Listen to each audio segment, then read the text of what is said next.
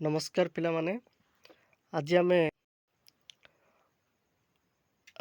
ବାଇଜୋସ୍କିଙ୍କର ବିଷୟରେ ପଢ଼ିବା। ସର୍ବପ୍ରଥମେ ଆମ ୟୁଟ୍ୟୁବ୍ ଚ୍ୟାନେଲକୁ ଆପଣଙ୍କ ସ୍ୱାଗତ। ତ ଚାଲନ୍ତୁ ଆମେ ଦେଖିବା ବାଇଜୋସ୍କିଙ୍କର କ'ଣ କ'ଣ ଷ୍ଟେଜ୍ ଆଉ ସେ କିପରି ଭାବେ ଚାଇଲ୍ଡ ଡେଭଲପମେଣ୍ଟର ବିଷୟ ବୁଝିବାକୁ କହିଛନ୍ତି।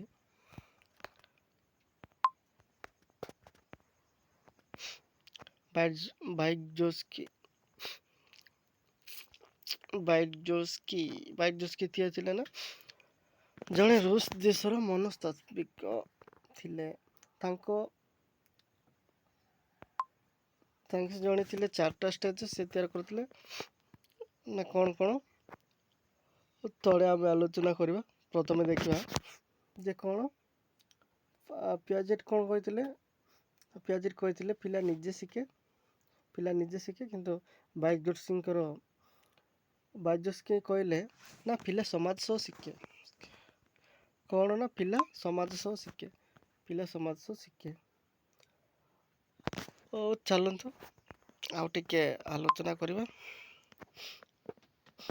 ସମାଜ ବିନା ମସ୍ତିଷ୍କ ବିକାଶ ହୁଏ ନାହିଁ। ବାଇଜୋସ୍କି କ'ଣ କହିଲେ ନା ସମାଜ ବିନା ପିଲାର ମସ୍ତିଷ୍କ ବିକାଶ ହୁଏ ନାହିଁ। ସିଧା କହିବାକୁ ଗଲେ ବାଇଜୋସ୍କି କ'ଣ ସମାଜ ସହ ତୁଳନା କଲାବେଳେ ପାଇଜେଟ୍ କ'ଣ ସେ ନିଜେ ପିଲା କେଡ଼ି ଶିଖେ ବୋଲି ସେ ଧାରଣା ଦେଇଥିଲେ। ବାଇଜୋସ୍କିଙ୍କର 4ଟି ଷ୍ଟେଜ୍ ନା କ'ଣ ଗୋଟେ ଆସୁଛି ଆପଣଙ୍କର MQ ମାନେ କ'ଣ ମୋର୍ ନଲେଜେବଲ୍ ଅଦର୍। ମାନେ କ'ଣ ଯେ ତମଠାରୁ ଅଧିକ ଜାଣେ ଆଉ ତୁମକୁ ଶିଖାଇ ପାରେ। କିଏ ହୋଇପାରେ ନା ଶିକ୍ଷକ, ବାପା ମା, ବଡ଼ ସାଙ୍ଗ। ମୋବାଇଲ କେମିତି ହେଲା ନା ସେ ଇନଫର୍ମେସନ୍, ଯଦି ଏ ଭିଡ଼ିଓ ମାଧ୍ୟମରେ ଆପଣଙ୍କୁ ସେ ଇନଫର୍ମେସନ୍ ମିଳୁଛି ତ ମୋବାଇଲକୁ ଗୁରୁ ମାନିଲ।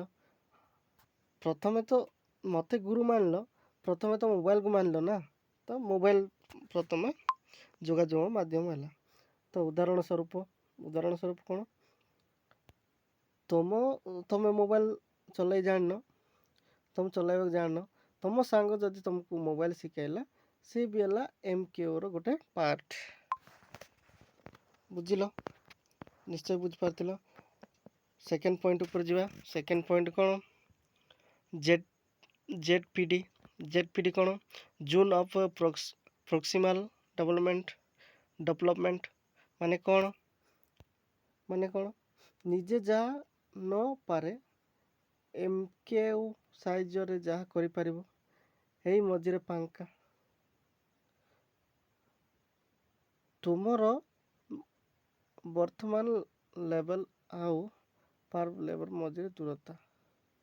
ମାନେ MQ ମାନେ କ'ଣ ଯେ ସାଙ୍ଗ, ବଡ଼ ବାପା ସାଙ୍ଗ, ତମ ସାଙ୍ଗ ଯିଏ ଅଧିକ ଜାଣିଥିବ, ଆଉ ଶିକ୍ଷକ, ବାପା ମା ଯେଉଁମାନେ ଅଧିକ ଜାଣିଛନ୍ତି ତାଙ୍କଠାରୁ ନଲେଜ ଆଣିକି ଯେଉଁଟା କରୁଛି ସେଇଟା MQ କହିଲେ। ମୋର୍ ନଲେଜେବଲ୍ ଅଦର୍ସ। ବୁଝିଲ? ତ ସେଇଟାକୁ ନେଇ କ'ଣ ସେକେଣ୍ଡ ପଏଣ୍ଟ କ'ଣ ZPD କ'ଣ ଜୋନ୍ ଅଫ୍ ପ୍ରକ୍ସିମାଲ ଡେଭଲପମେଣ୍ଟ। ଯେଉଁ MQଟା ଡେଭଲପ୍ କଲା ପରେ ଆରି ସାହାଯ୍ୟ ବୋଲେ MQର ସାହାଯ୍ୟ ନେଇକି ଯେଉଁ କାର୍ଯ୍ୟ କରି ହୁଏ ତାହାକୁ ZPD କୁହାଯାଏ।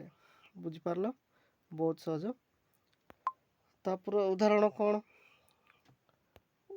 କ'ଣ ଦେଖିବା। ଉଦାହରଣ ତୁ ନିଜେ 1ରୁ 10 ଗଣିପାରୁ, ଶିକ୍ଷକ ସାହାଯ୍ୟ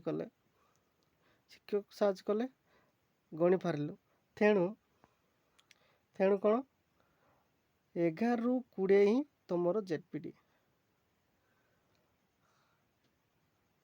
ତୁ ନିଜେ 1ରୁ 10 ଗଣିପାରିଲୁ, ଶିକ୍ଷକ ସାହାଯ୍ୟ କଲେ 1ରୁ 20 ଗଣିପାରିଲୁ, ତ 11ରୁ 20 ହିଁ ତମର ZPD। ଯେ ଯେଉଁଠୁ ସାହାଯ୍ୟ କଲେ ଶିକ୍ଷକ ତମକୁ କେତେରୁ କେତେ ସାହାଯ୍ୟ କଲେ ନା 1ରୁ 20 ସାହାଯ୍ୟ କଲେ। ତମେ ଜାଣିଥିଲ, ତୁ ନିଜେ କେତେ ପର୍ଯ୍ୟନ୍ତ ଜାଣିଥିଲୁ ନା 1ରୁ 10 ପର୍ଯ୍ୟନ୍ତ ଜାଣିଥିଲୁ। ଯେତିକି ଯେତିକି ତୁ ନିଜେ ଗଣିଲୁ ସେଟାକୁ ଯିବ କ'ଣ ଏମ୍ କେଉରେ ଯିବ କ'ଣ ବୋଲେ ଜଣଙ୍କ ସାହାଯ୍ୟରେ ପୂର୍ବରୁ ଗଣିଥିଲୁ ଆହାରି ସାହାଯ୍ୟ ନେଇକି ଶିକ୍ଷକର ସାହାଯ୍ୟ ନେଲୁ। ଶିକ୍ଷକ ସାହାଯ୍ୟ ନେଲା ପରେ ତୁ 20 ପର୍ଯ୍ୟନ୍ତ ଆରାମସେ ଗଣି ପାରିଲୁ। ସେଥିପାଇଁ 11ରୁ 20 ହିଁ ତୁମର ଜେଡପିଟିରେ ଯିବ। ବୁଝିପାରିଲ?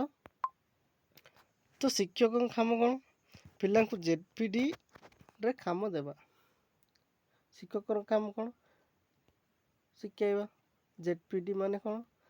ସେ ଏମ୍କେଓର ସାହାରା ନେଇକି ଆଗକୁ ବଢ଼ିବା। ବୁଝିଲ? ତ ଚାଲନ୍ତୁ ଆଉ ସେକେଣ୍ଡ ପଏଣ୍ଟ ଉପରେ ଯିବା। 3 ନମ୍ବର ପଏଣ୍ଟଟା। 3 ନମ୍ବର ପଏଣ୍ଟ କ'ଣ? ସ୍କାଫୋଲ୍ଡିଂ ମାନେ ଦାଢ଼ି ସାହାଯ୍ୟରେ ମାନେ କ'ଣ? ସ୍କାଫୋଲ୍ଡିଂ ମାନେ ଦାଢ଼ି ସାହାଯ୍ୟ। ଏମ୍କ୍ୟୁ ପ୍ରଥମ ଅଧିକ ସାହାଯ୍ୟ କରିବ। ପିଲା ଶିଖିଗଲେ ଧୀରେ ଧୀରେ ସାହାଯ୍ୟ କମେଇ ଦେବ। କ'ଣ? ସ୍କାଫୋଲ୍ଡିଂ କ'ଣ? ଯଦି ପିଲା ପୁରା ଶିଖିଗଲା ପ୍ରଥମେ ଏମ୍କୁ ଅଧିକ ସାହାଯ୍ୟ କରିବ। ଏମ୍କ୍ୟୁ ଅଧିକ ସାହାଯ୍ୟ କରିବ। ପ୍ରଥମ ପୁରା ଶିଖାଇବ। ହାତ ଧରିକି ଶିଖେ ଏମିତି ଶିଖାଇବ। ତା ପିଲା କ'ଣ ଶିଖିଲା ପରେ ଧୀରେ ଧୀରେ ସାହାଯ୍ୟ କମେଇ ଦେବା। ଯଦି ବୁଝିଗଲା ପରେ ଧୀରେ ଧୀରେ ଯେଉଁ କାମ ବୋଲେ ଧୀରେ ଧୀରେ ଛାଡ଼ିଦେବା। ସେଇଟାକୁ କୁହାଏ ସ୍କାଫୋଲ୍ଡିଂ କୁହାଯାଏ। ଉଦାହରଣ ଦେଖିବା। ଘର ତିଆରି ବେଳେ ଯେମିତି ଦାଢ଼ି ଲଗାଯାଏ ପରେ ଖୋଲି ଦିଆଯାଏ। ଘର ତିଆରି କଲା ବେଳେ କ'ଣ? ପ୍ରଥମେ ମଜବୁତ କରିବା ପାଇଁ ସେଣ୍ଟ୍ରିଂ ଲଗାଯାଏ। ସେଣ୍ଟ୍ରିଂ ଯେତେବେଳେ ସମ୍ପୂର୍ଣ୍ଣ ହେଇଯିବ ଖୋଲି ଦିଆଯାଏ। ଠିକ୍ ସେମିତି ଆଉ ଗୋଟେ ଉଦାହରଣ କ'ଣ? ଆଉ ଗୋଟେ ପ୍ରଥମେ ଶିକ୍ଷକ ହାତ ଧରି କ ଲେଖେଇଲେ ପରେ ଡଟ୍ ଦେଲେ ଶେଷରେ ପିଲା ନିଜେ ଲେଖିଲା। ବୁଝିଗଲ? ସେ ଯେତେବେଳେ ସେ ପିଲାଟା ପୁରା ଜାଣିଗଲା ତାପରେ ସେ ନିଜେ ଲେଖିଲା। ସେ ଛାଡ଼ିଦେଲା ସାର୍ ଶିକ୍ଷକ ଆଉ ତାକୁ ବୁଝାଇଲି ନାହିଁ। ଏତିକି। ଯେତେ ପର୍ଯ୍ୟନ୍ତ ଶିକ୍ଷକ ପ୍ରଥମେ କ'ଣ? ଶିକ୍ଷକ ତ ହାତ ଧରି ଲେଖାଇଲା ନା, ପରେ ଡଟ୍ ଦେଲା ଶେଷରେ ପିଲା ନିଜେ ଲେଖିଲା। ଶିଖାଇଲାରୁ ଯେଉଁ ଶିଖି ସାରିଲା ପରେ ଯେଉଁ ଧୀରେ ଧୀରେ ଶିଖିଗଲା ପରେ ଯେଉଁ ସାହାଯ୍ୟଟା କମିଯାଏ। ଯଦି ବୁଝିଗଲା ପରେ ସ୍କୁଲରେ ପାଠ ପଢ଼ିଲେ ପ୍ରଥମେ ଶିଖେଇ ତମେ ବୁଝିଲା ପରେ ସେ ଆଉ ଅଧିକ କିଛି କହୁଛି କି? ଖାଲି ସେ କହୁଛି ଆଉ ସେ ଅଧିକ ଶିଖାଉନି। ସେତିକି କଥା। ଶିକ୍ଷକ ପାଇଲା ପରେ ସେ ଆଉ ଆପଣ ଏବେ ପଢ଼ୁଛନ୍ତି, ଆପଣ ଶିକ୍ଷକ ପାଇଲା ପରେ ସେ ସାର୍ ଆପଣଙ୍କୁ ଆଉ ଶିଖାଇବ କି? ନାହିଁ। ଯେତେବେଳେ ଛାଡ଼ି ଦେଉଛନ୍ତି ଠିକ୍ ସେ ଉଦାହରଣରେ ନେଇଯିବ। ସେଇ ଟାଇମ୍ରେ କ'ଣ କହିବେ? ସ୍କାଫୋଲ୍ଡିଂ ବୋଲି କହିବେ। 3 ନମ୍ବର ଷ୍ଟେଜ୍ଟା। ଓକେ, ଚାଲନ୍ତୁ 4 ନମ୍ବର ଉପରେ ଆଲୋଚନା କରିବା। 4 ନମ୍ବରରେ ଆପଣଙ୍କର ଆସିବ ଲାଙ୍ଗୁଏଜ୍ ଏଣ୍ଡ ସୋସିଆଲ୍ ଇଣ୍ଟରାକ୍ସନ୍। ମାନେ କ'ଣ ନା ପ୍ରଥମେ କଥା ତାପରେ ଚିନ୍ତା। କାହାର ଏଇଟା? ନା ଏଇଟା ବାଇଜୋସିଙ୍କର ଏଇଟା ଇଏ। ଆଉ ପିଆଜେଟ୍ଙ୍କର କ'ଣ ଥିଲା? ପିଆଜେଟ୍ଙ୍କର ଥିଲା ପିଲା କେଡ଼ି କେଡ଼ି ଶିଖେ ବା ନିଜେ ଶିଖେ। ରାଇଟ୍। ତ ଆର ବି 3ଟା ଷ୍ଟେପ୍ ରଖିଛି ଲାଙ୍ଗୁଏଜ୍ ଆଣ୍ଡ ସୋସିଆଲ୍ ଇଣ୍ଟରାକ୍ସନ୍ର। 3ଟା ଷ୍ଟେଜ୍ କ'ଣ ରଖିଛି ନା ସୋସିଆଲ୍ ସ୍ପିଚ୍, ଅନ୍ୟ ସହ କଥା ହେବା। ସୋସିଆଲ୍ ମାନେ ଅନ୍ୟ ସହ। ପ୍ରାଇଭେଟ୍ ସ୍ପିଚ୍, ନିଜ ସହ କଥା ହେବା। ଆଗ ଏଇଆ କରିବି, ନିଜେ କଥା ହେବା ପ୍ରାଇଭେଟ୍। ଆଉ ଗୋଟେ କ'ଣ ନା ମନରେ ଇନର୍ ସ୍ପିଚ୍ ମାନେ ମନରେ ଚିନ୍ତା କରି ରହିବା। ଲାଙ୍ଗୁଏଜ୍ 3 ପ୍ରକାର ଷ୍ଟେପ୍ରେ ରଖିଛି। ମନେ ରଖିବ ଏଗୁଡ଼ାକ 4ଟା ଷ୍ଟେଜ୍ରେ ଆସିଛି ତୁମର କ'ଣ? ବାଇଜୋସିଙ୍କର ତ 4ଟା ଷ୍ଟେପ୍ ମନେ ରଖିବାକୁ ଚେଷ୍ଟା କରିବ। ଫାଷ୍ଟ MKO, ତାପରେ ଆସିବ ଜେଡପିଡି ପରେ ସ୍କାଫୋଲ୍ଡିଂ, ତାପରେ ଆସିବ ଲାଙ୍ଗୁଏଜ୍ ଆଣ୍ଡ ସୋସିଆଲ୍ ଇଣ୍ଟରାକ୍ସନ୍। ବୁଝିଲ? କ'ଣ ଉଦାହରଣ ଦେଇଛି ବୁଝିବା ଚେଷ୍ଟା କର। ଗ୍ରୁପ୍ ଡିସ୍କସନ୍ କରିବା ଭଲ ପିଲା ଶିଖେ। ଯେମିତି ଗ୍ରୁପ୍ରେ ଡିସ୍କସନ୍ କଲେ ପିଲା ଶିଖେ, ସେଟାକୁ ଲାଙ୍ଗୁଏଜ୍ ଡେଭଲପମେଣ୍ଟ ହୁଏ ନା। ଠିକ୍ ସେ ଚାଲନ୍ତୁ ଆମେ କ୍ୱେଶ୍ଚିନ୍ ଆନ୍ସର୍ ଏବେ କରିବା। କ୍ୱେଶ୍ଚିନ୍ ଆନ୍ସର୍ କଲେ ଆପଣଙ୍କୁ ପୁରା ଡାଉଟ୍ କିଛି ବି ରହିବ ନା। ଭିଡ଼ିଓ ଏପର୍ଯ୍ୟନ୍ତ ଆସିଛନ୍ତି ତ ନିଶ୍ଚିତ ଭାବରେ ଲାଇକ୍ କରନ୍ତୁ, ଆଉ ମୋତେ ଟିକେ ସପୋର୍ଟ କରନ୍ତୁ, ଯେମିତିକି ମୁଁ ଆପଣଙ୍କୁ ଭଲ ନୋଟ୍ ଦେଇପାରିବି, ଭଲ ପ୍ରୋଭାଇଡ଼ କରିବି, ଭଲ କ୍ଲାସ୍ କରିପାରିବି। ତ ମୋର ଟିକେ ନୂଆ ତ ମୋ ପାଟି ଟିକେ ଲାଗିଯାଉଛି, ତ ସେଥିପାଇଁ ଟିକେ ନୋଟ୍ଟା କାଲି ପଢ଼ିବା ଚେଷ୍ଟା କର, ଟିକେ ସପୋର୍ଟ କର। ଚାଲନ୍ତୁ ପଢ଼ିବା ଆମେ ଫାଷ୍ଟ କ୍ୱେଶ୍ଚିନ୍ଟା ଆସୁଛି ତମ କ୍ୱେଶ୍ଚିନ୍ ନମ୍ବର 1 କ'ଣ? ବାକ୍ୟସ୍କିଙ୍କର ଅନୁସାରେ ପିଲା ବିକାଶ କେଉଁଠୁ ହୁଏ?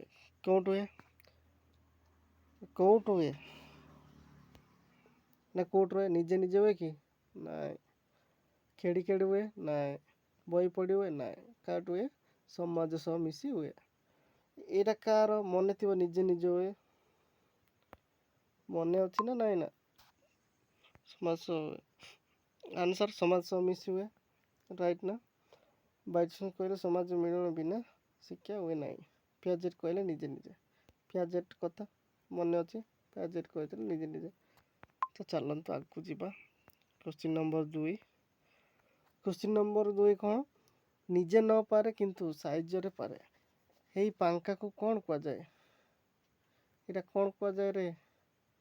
ନିଜେ ନ ପାରେ କିନ୍ତୁ ଅନ୍ୟ ସାହାଯ୍ୟରେ କରିପାରେ।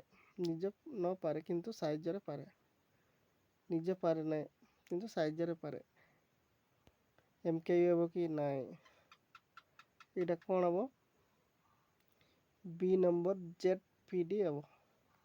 ZPD zone ପ୍ରୋକ୍ସିମାଲ୍ development. ନିଜେ ପାରେ ନାହିଁ, ଅନ୍ୟ ସାହାଯ୍ୟ ଯେତେବେଳେ ପାଇଯିବ ସେ କରିପାରେ। ଚାଲନ୍ତୁ ଆନ୍ସର୍ କ'ଣ ହେଇଛି ଦେଖିବା। ZPD zone of proximal development. ବୁଝିଗଲ? ଉଦାହରଣ ସେ ଦେଇଛି, ଆପଣଙ୍କୁ ଆଉ କିଛି ବି ଡାଉଟ୍ ରହିବ। ଉଦାହରଣ ତୁ ନିଜେ 1ରୁ 10 କହିଥିଲି ପଢ଼େଇଲା ବେଳେ। ଶିକ୍ଷକ ସାହାଯ୍ୟ କଲାରେ କ'ଣ? 1ରୁ 20 ଗଣିଲ। ତ 11ରୁ ଯେଉଁ 20 ସେଇଟା ହିଁ ତୁମର ZPD। ବୁଝିଲ? ବହୁତ ସିମ୍ପଲ୍, କିନ୍ତୁ ଟିକେ ମୁଣ୍ଡ ଖଟାଇବାକୁ ପଡ଼ିବ। Question number 3। କ୍ୱେଶ୍ଚିନ୍ ନମ୍ବର 3 କ'ଣ? ଶିକ୍ଷକ ପ୍ରଥମେ ଅଧିକ ସାହାଯ୍ୟ କରି ଧୀରେ ଧୀରେ ସାହାଯ୍ୟ କମାଇବାକୁ କ'ଣ କୁହାଯାଏ? ଶିକ୍ଷକ ପ୍ରଥମେ ସାହାଯ୍ୟ କରି ଧୀରେ ଧୀରେ ସାହାଯ୍ୟ କମାଇବାକୁ କ'ଣ କୁହାଯାଏ? ରେ? କହୁଥିଲି କ'ଣ ଯେ? ସ୍କାଫୋଲ୍ଡିଂ କୁହାଯାଏ। କ'ଣ କୁହାଯାଏ? ଶିକ୍ଷକ ପ୍ରଥମେ ଧୀରେ ଧୀରେ ସାହାଯ୍ୟ କମାଇବାକୁ କ'ଣ କୁହାଯାଏ? ଧୀରେ ଧୀରେ ସାହାଯ୍ୟ କମାଏ। ବୁଝିଲ? ସଡନ୍ଲି ଚାଲୁନି, ଧୀରେ ଧୀରେ କମାଏ। ଚାଲନ୍ତୁ ଯିବା କ'ଣ ଅଛି। ଆର ଆନ୍ସର୍ କିଟା ମୁଁ ଦେଇନି ପରା। ଏଇଠି ଦେଇଛି। ତାର ଆନ୍ସର୍ କିଏ କ'ଣ? ପଡ଼ୁନି। କେମିତି ହେଲା? ଯେମିତି ଘର ତିଆରି ବେଳେ ଦାଢ଼ି ଲଗାଇ ପରେ ଖୋଲିଦେଲେ ପ୍ରଥମେ ହାତ ଧରି ଲେଖା, ପରେ ନିଜେ। ବୁଝିଲ? ପ୍ରଥମେ ହାତ ଧରି ଲେଖା ଯାଏ, ତାପରେ ନିଜେ ଲେଖେ ପିଲା। ଯେତେବେଳେ ବୁଝିଯାଏ ତ ଛାଡ଼ିଦିଏ ବୋଲେ ତ ଏତିକି ତ କଥା ଆଉ ସେ 4 ନମ୍ବର କ୍ୱେଶ୍ଚିନ୍ କ'ଣ?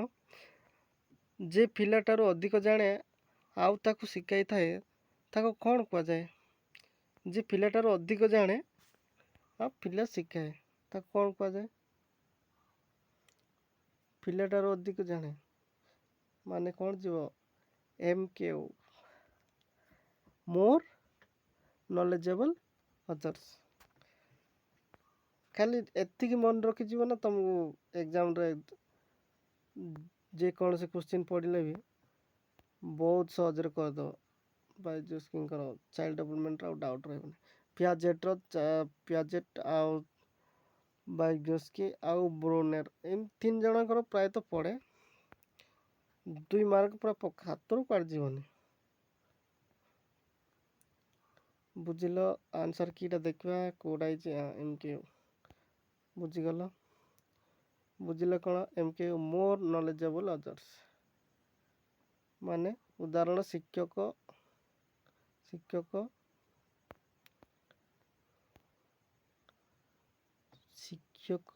ବାପା ମା ବଡ଼ ଭାଇ ସାଙ୍ଗ ବଡ଼ ଭାଇ ୟୁଟ୍ୟୁବରେ ବି ମୁଁ ଲେଖିଦେଇଛି। 5 ନମ୍ବର କ୍ୱେଶ୍ଚିନ୍ଟା ଚାଲ ଦେଖିବା। 5 ନମ୍ବର କ୍ୱେଶ୍ଚିନ୍ କ'ଣ କହିଛି? ବାଇଜୁସ୍କିଙ୍କ ଅନୁସାରେ ପ୍ରଥମ କ'ଣ ଆସେ ତାପରେ ଚିନ୍ତା ଆସେ।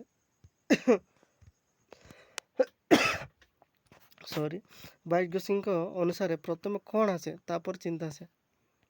ପ୍ରଥମେ କ'ଣ ଆସେ?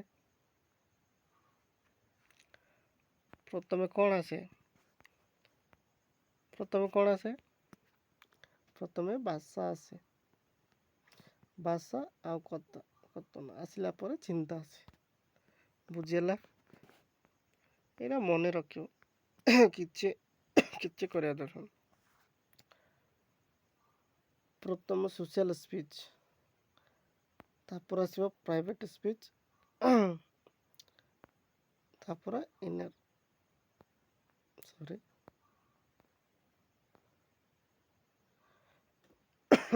ମାନେ ନିଜେ ସ୍ପିଚ୍। କଥା ହେଲେ ହିଁ ମସ୍ତିଷ୍କ ବଢ଼େ। ସୋସିଆଲରୁ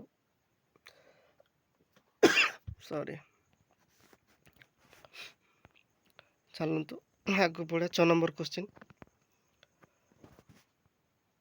ପିଲାମାନେ ଗ୍ରୁପରେ ମିଶି ପ୍ରୋଜେକ୍ଟ କଲେ, ଏଇଆ କାହାର ଧାରଣା ଅନୁସାରେ କଲ? ପିଲାମାନେ ଗ୍ରୁପରେ ମିଶି ପ୍ରୋଜେକ୍ଟ କଲେ, ଏହା କାହାର ଧାରଣା? ନିଶ୍ଚିତ ଭାବରେ କ୍ୱେଶ୍ଚିନ୍ଟା ଆସିବ ବାଇଜୁସ୍କିଙ୍କର ପିୟର ଗ୍ରୁପଟା ଆମର ବାଇଜୁସ୍କିଙ୍କ ଆଗେ ଯିବ। ଚାଲନ୍ତୁ ନେକ୍ସଟ କ୍ୱେଶ୍ଚିନ୍ ଉପରେ ଆଲୋଚନା କରିବା। ଆନ୍ସର୍ ବାଇଜୁସ୍କି କାରଣ ସୋସିଆଲ ଇଣ୍ଟରଗ୍ରେସନ୍ ଆଉ ପିୟର ଲର୍ଣ୍ଣିଂ ଗୁରୁତ୍ୱପୂର୍ଣ୍ଣ ଦେଲେ। ବୁଝିଲ? ନୋଟ୍ ଗୁଡ଼ା ଦରକାର ଥିଲେ ମୋତେ କମେଣ୍ଟ କରିବ। ନିଶ୍ଚିତ ମୁଁ ନୋଟ୍ ଗୁଡ଼ାକ ଦେଇଦେବି। ସବୁଦିନ ପାଇଁ କାମ ଦେବ। ମୁଁ ସେମିତି ନୋଟ୍ ବନେଇଛି, ଆଉ କହିବ ତ ମୁଁ ଆହୁରି ଭଲ ବନେଇଦେବି। କିଛି ଅସୁବିଧା ନାହିଁ। ପିଲା ନିଜେ ସହ କଥା ହୁଏ, ଆଗେ ଏଇଆ କରିବେ, ଏହାକୁ କ'ଣ କୁହାଯାଏ? ପିଲା ନିଜ ସହ କଥା ହୁଏ, ଆଗ ଏଇଆ କରିବେ, ଏହାକୁ କ'ଣ କୁହାଯାଏ? ନିଜ ଫାଷ୍ଟ କଥା ହୁଏ, ମୁଁ ଏଇଆ କରିବି ମାନେ କ'ଣ? ନିଜ ସହ କଥା ହେବାଟା କ'ଣ? ପ୍ରାଇଭେଟ୍ ସ୍ପିଚ୍ ଯିବ। କ'ଣ ନା ପ୍ରାଇଭେଟ୍ ସ୍ପିଚ୍। ମନରୁ ହେଇଥାନ୍ତା ମାନେ କ'ଣ ହେଇଥାନ୍ତା? ଇନର ସ୍ପିଚ୍ ହେଇଥାନ୍ତା। ଯଦି ସମାଜରୁ ହେଇଥାନ୍ତା ମାନେ କ'ଣ? ସୋସିଆଲ ସ୍ପିଚ୍ ହେଇଥାନ୍ତା। ବୁଝିହେଲା ନାଇଁ? ବହୁତ ସିମ୍ପଲ୍, ବୁଝିହେବନି। ଆନ୍ସର୍ କି ପ୍ରାଇଭେଟ୍ ସ୍ପିଚ୍ ଆସୁଛି। ଏହା ZPTO ନିଜେ ଗାଇଡ଼ କରେ। ବୁଝିହେଲା? ZPTରେ ପିଲା ନିଜକୁ ଗାଇଡ଼ କରିବା ପାଇଁ କରେ। ନିଜକୁ ପଚାରିବ, ବେଳେବେଳେ ନିଜକୁ କଥା ହଉ, ଏମିତି କରିଥିଲେ ସେମିତି କରିଥିଲେ। କେତେବେଳେ ଜଣକୁ ଦେଖି ମନର ଗୋଟେ ଆସେ, ସେଟା କ'ଣ? Inner speech. ଚାଲନ୍ତୁ 8 ନମ୍ବର କ୍ୱେଶ୍ଚିନ୍ ଉପରେ ଆଲୋଚନା କରିବା। 8 ନମ୍ବର କ୍ୱେଶ୍ଚିନ୍, ବାଇଜୁସ୍କିଙ୍କ ଅନୁସାରେ କେଉଁଟା ପ୍ରଥମ ଆସେ? ପ୍ରଥମ କେଉଁଟା ଆସେ? ପ୍ରଥମେ ବିକାଶ ତାପରେ ଶିକ୍ଷା? ନାଇଁ। ଦୁଇଟା ଏକା ସମୟରେ ଆସେ? ନାଇଁ। କୌଣସିଟା ନୁହେଁ? ନାଇଁ। ପ୍ରଥମେ ଶିକ୍ଷା ତାପରେ ବିକାଶ। ପ୍ରଥମେ ଶିଖିବ ତାପରେ ବିକାଶ। ବୁଝିଲେ? ଆନ୍ସର୍ ବି ପ୍ରଥମେ ଶିକ୍ଷା। ଏକ୍ସପ୍ଲେନ୍ ପାଇଜେଟ୍ କହିଥିଲେ ପ୍ରତି ଭିଡ଼ିଓରେ 2 ଜଣଙ୍କର ସବୁ ଏକ୍ସପ୍ଲେନ୍ କରୁଛି, ନିଶ୍ଚିତ ମନେ ରହିବ। ପେଜେଟ୍ କହିଲେ ବିକାଶ ପରେ ଶିକ୍ଷା। ପେଜେଟ୍ କ'ଣ କହିଲେ? ବିକାଶ ପରେ ଶିକ୍ଷା। କିନ୍ତୁ ବାଇଜୁସି କ'ଣ କହିଲେ? ଶିଖିଲା ପରେ ବିକାଶ ହୁଏ। ଇଏ କ'ଣ କହିଥିଲେ? ବିକାଶ ପରେ ଶିକ୍ଷା କଥା ଶିକ୍ଷା କହିଥିଲେ, କିନ୍ତୁ ଏଠି କିଛି ଟାଇପିଂ ଟିକେ ମିଷ୍ଟେକ୍ ହେଇଯାଇଛି, ତ ସେଟା ଆଡ଼ଜଷ୍ଟ କରିବେ। ବାଇଜୁସି କହିଲେ ଶିକ୍ଷା ପରେ ବିକାଶ ହୁଏ। ବୁଝିଗଲା ପାର୍ଥକ୍ୟ କ'ଣ ରହୁଛି? 9 ନମ୍ବର କ୍ୱେଶ୍ଚିନ୍ଟା, ଶିକ୍ଷକଙ୍କ ମୁଖ୍ୟ କାମ କ'ଣ? ବାଇଜୋସ୍କିଙ୍କ ଅନୁସାରେ ପାଠ ମୁଖସ୍ଥ କରାଇବା। ପାଠ ମୁଖସ୍ଥ କରାଇବା କି? ନାହିଁ। ପିଲାଙ୍କୁ ଛାଡ଼ିଦେବା? ନାହିଁ। ପରୀକ୍ଷା ଦେବା? ନାହିଁ। କ'ଣ ହେବ ନା ବି, ପିଲାଙ୍କୁ ଜେଡ୍ପିଟିରେ ସାହାଯ୍ୟ କରାଇବା। ଜେଡ୍ପିଟି ଆସିଲେ ମାନେ ସରି ବାଇଜୋସ୍କିଙ୍କ ମାର୍କ। ବୁଝିହେଲା? 10 ନମ୍ବର କ୍ୱେଶ୍ଚିନ୍ ଦେଖିବା। 10 ନମ୍ବର କ୍ୱେଶ୍ଚିନ୍ କ'ଣ? ବାଇଜୋସ୍କିଙ୍କ ଥିଓରିର ନାମ କ'ଣ?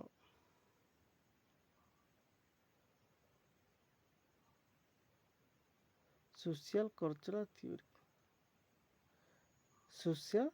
Socio cultural theory. ଆଉ କଗ୍ନେଟିଭ୍ ଡେଭଲପମେଣ୍ଟ ଥିଓରି କାହାର? କଗ୍ନେଟିଭ୍ ଡେଭଲପମେଣ୍ଟ କାହାର ହେଇଥିବ ରେ? ଏଇଟା ଆସିବ ତୁମର ପିଆଜେଟ୍ଙ୍କର। ପିଆଜେଟ୍ ବିହେଭିଅରିଜିମ୍ର ବ୍ରୋନେର ନା ଆଙ୍କ ବିଷୟ ବି ଚେଞ୍ଜ କରିବା। Answer social culture theory explain, କାରଣ ସେ ସମାଜ ସଂସ୍କୃତି ଶିକ୍ଷା ସହ ଯୋଡ଼ିଲେ। ବୁଝିଲା? ମନେ ରଖିବା ପାଇଁ କ'ଣ ଟ୍ରିକ୍ କ'ଣ ଦେଇଛି ଦେଖିବ। ବାଇଜୋସ୍କିଙ୍କର 4 ସ୍ତମ୍ଭ ଧାରଣା ମାନେ କ'ଣ କିଏ କରେ?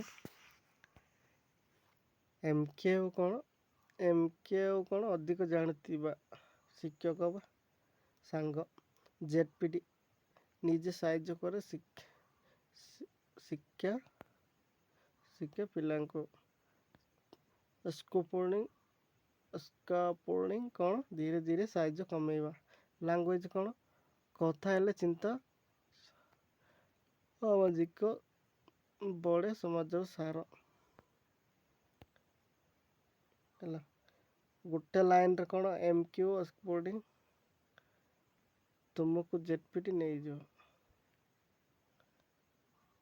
ଏମ୍କ୍ୟୁ ସ୍କାଫୋଲ୍ଡିଂ ଇକ୍ୱାଲ୍ ଟୁ ତୁମକୁ ଜେଡ୍ପିଟି ପର୍ଯ୍ୟନ୍ତ ନେଇଯିବ। ନିଶ୍ଚିତ ବୁଝିପାରୁଥିବା। ଭିଡ଼ିଓଟି ଭଲ ଲାଗିଥିଲେ ନିଶ୍ଚୟ ଲାଇକ୍ କରନ୍ତୁ। ଆଜି ତ ଆମେ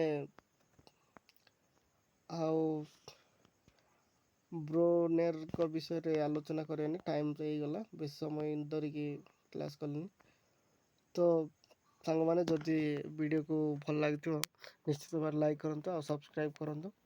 ଆମ ଚ୍ୟାନେଲ୍କୁ ନିଶ୍ଚିତ ଭଲ ପାଇବା ଦିଅନ୍ତୁ।